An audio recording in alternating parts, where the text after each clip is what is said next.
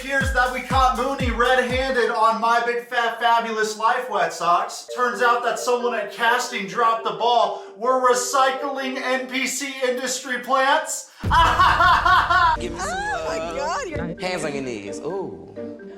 Toot that thing up. Ooh. I'm about to get mad. Don't turn the energy. do not do that. This is the same twerk instructor we see Chantel bringing on the free vacation in Greece. These people aren't your friend, Chantel, and you can tell by how Mooney, the friend slash twerk instructor, was annoyed that you were bringing up your ex at the end of the night, and he said that you were killing the vibe. It's not about you, Mooney. It's about Chantel. And if she's really your friend, then you should comfort her when uncomfortable memories come up because she got out of a 7-year relationship. And I'm sure that when you have a 7-year relationship with the foreign guy and you go to Greece to look for more foreign guys to date, things like this are going to come up. Don't turn the energy. The light is blinding me. Obviously, I'm very shaken up about the situation. It almost feels like I'm a kid again, finding out that Santa Claus isn't real for the second time. Today, we're going to be reviewing episode 2 of The Single Life, specifically Chantel and her industry friends drama. We first see Chantel and her lit squad talking about how the water's so blue, and she says to the audience that last night a lot of emotions resurfaced. However, it's easy to get caught up in the fantasy while on vacation. Part of me worries that I'm moving too fast, but I'm not here to think about the guy that dragged me down for 7 years. After everything I've been through, I deserve to be free and let loose here in Greece and have fun with my friends. Like I said in the last video, no one cares more than you do about the breakup. And here's the thing, if you have to mention the breakup in every single episode, clearly you're not over it, and it's okay to spend time alone, heal from that, before placing yourself in a position to be in the dating world. You know how to make olive oil or something? No. Never have I ever. Okay, come with me. We're gonna show you everything. Dang, look at their tour guide. They got the buffest dude in Greece teaching them how to make olive oil, huh? And of course, the audience gets a free case of ear cancer because the minute Chantel and her friends walk into where they're gonna be making the olive oil, we hear, "It's such a vibe." So I already know I said it's a vibe, but do you know that it's a vibe though? Because it's a vibe. If these ops were action figures, if you push their back, you would hear either, "It's a vibe," or "It's lit, it's lit, it's lit." Chantel says to the audience, "When Destiny told me she booked an olive oil chateau, I thought that they were gonna serve us wine and we were gonna be sampling different olives." Something I actually really like that this guy did is that he put them to work as soon as they got there, and it felt like I was watching The Simple Life with Nicole Richie and Paris Hilton. Yeah, it's a real well. What are wells for? To get water. It's like wet at go, the bottom. Girl, I'm not a farm girl. 2 seconds later. Chantel, your booty is bouncing. Work. Shake that ass. Oh, hold on now. Oh wow, look at Chantel go, really showing Pedro what he's missing, right? George, the tour guide, says to the audience that a lot of people come to Crete every year, and specifically the females feel very comfortable with him and his friends, so he tries to show them a good time by taking them to clubs and whatnot. He goes on to say that it's a different kind of party in Crete because it's 24/7, and I can't relate because I'm from a little town you probably never heard of, Las Vegas, but it up.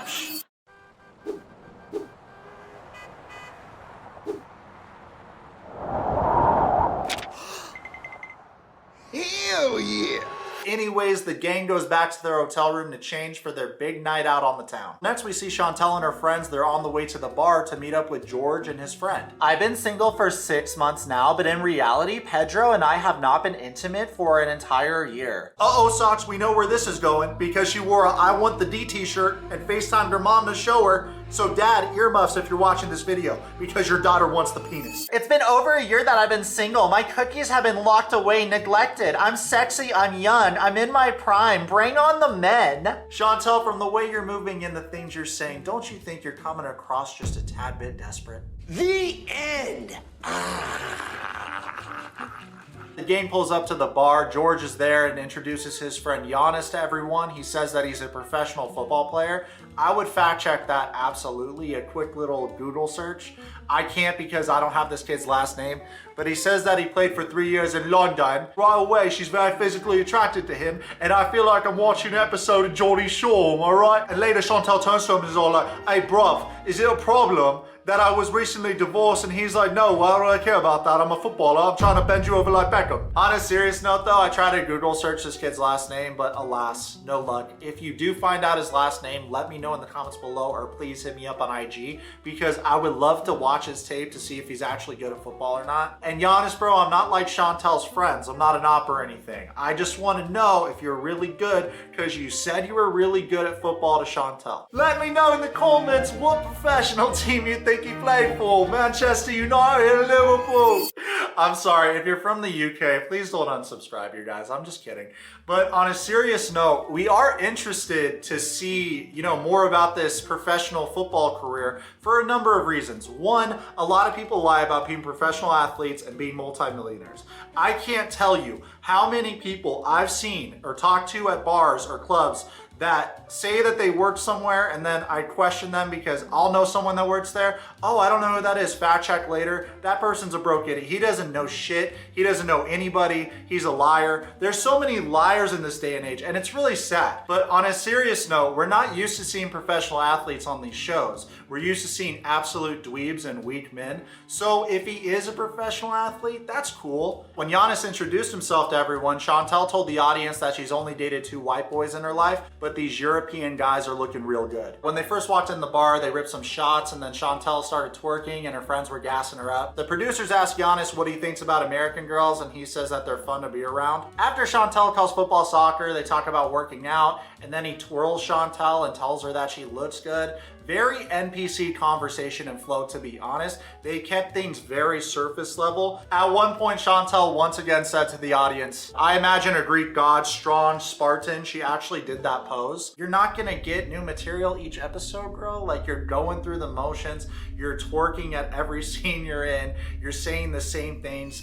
I would like to see you put in more effort, maybe come up with new material each scene, right? That would be fun for the viewers, because it seems like you're saying the same thing in every episode. Now, the good news is this is only episode 2, so hopefully in the next couple episodes, she doesn't repeat the same things over and over again, because that can feel redundant, right? Chantel danced with Giannis for a bit, and after 10 minutes of getting to know this guy, of course, she gave him her number. Another thing she said that was funny to me was that Giannis is at the top of her list. The first dude she approached didn't seem that interested in her. Second dude was the 20-year-old that was in the military. She got on the bike with, kissed, and then he reminded her of Pedro. She's given her number out so easily to the point where I'm surprised that she's not putting her number on her t-shirt. Maybe that's the next shirt she's gonna wear, right?